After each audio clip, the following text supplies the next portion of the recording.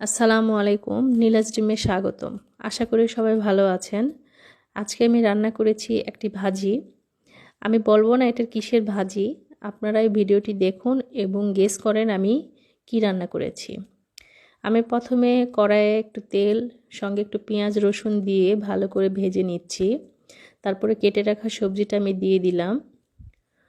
সবজিটা দিয়ে একটু নেড়ে নিয়ে একটু লবণ ও হলুদের গুঁড়া দিব। এক্সট্রা কোনো মশলার প্রয়োজন নেই, কিন্তু কেউ চাইলে দিতে পারেন।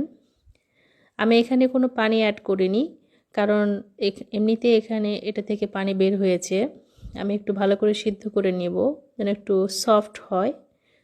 সফট হওয়া পর্যন্ত আমি একটু ওয়েট করছি। এবার সফট হয়ে গিয়েছে। এবার এখানে আমি একটা ডিম দিয়ে দিচ্ছি।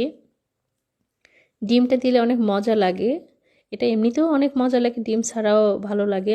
আমি এমনিতে একটু টেস্টটা চেঞ্জ হওয়ার জন্য ডিমটা দিয়ে দিয়েছি। আমি এবার বলেই দিই আমি কি রান্না করেছি।